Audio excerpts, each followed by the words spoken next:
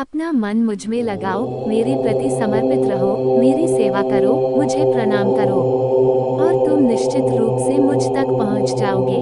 मैं तुमसे वादा करता हूँ क्योंकि तुम मुझे बहुत प्रिय हो।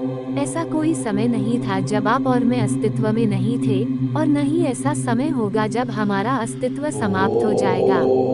जिस प्रकार एक ही व्यक्ति बचपन, युवावस्था और वृद्धावस्था में शरीर में रहता है, उसी प्रकार मृत्यु के समय भी वो दूसरा शरीर प्राप्त करता है। बुद्धिमान इन परिवर्तनों से भ्रमित नहीं होते हैं। ज्ञान की वस्तु और ज्ञाता तीन कारक हैं जो क्रिया को प्रेरित करते हैं। इंद्रियां, कर्म और कर्ता कर्म के त्रिगुणात्मक आधार हैं। वास्तव में यांत्रिक अभ्यास से बेहतर ज्ञान है।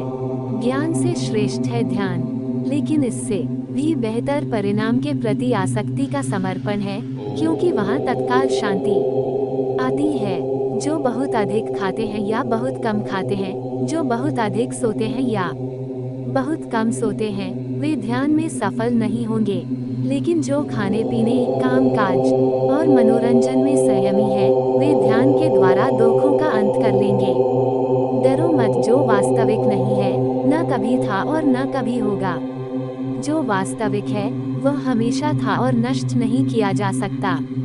जो कुछ भी मुझे भक्ति में शुद्ध हृदय से अर्पित किया जाता है, एक पत्ता, एक फूल, फल या पानी, मैं खुशी से स्वीकार करता हूँ।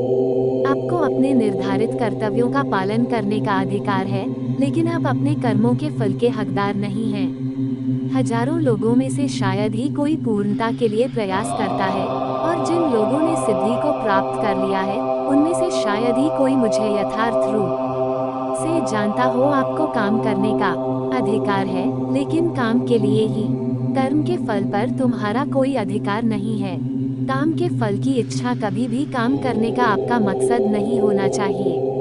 आलस्य को भी कभी रास्ता न दें। सर्दी, गर्मी, खुशी और दर्द, देना, प्रकट होना, गायब होना, अस्थायी, उनमें से सभी बस सहने की कोशिश करो। आप वो हैं जिसमें आप विश्वास करते हैं। आप वो बन जाते हैं जिस पर आप विश्वास करते हैं कि आप बन सकते हैं। एक कर्म योगी शरीर, मन, बुद्धि और इंद्रियों द्वारा आसक्ति या अहंकार के बिना केवल आत्मा शुद्धि के लिए कर्म करता है। कोई जो बनना चाहता है, वह बन सकता है यदि कोई विश्वास के साथ इच्छा की वस्तु पर लगातार चिंतन करता है।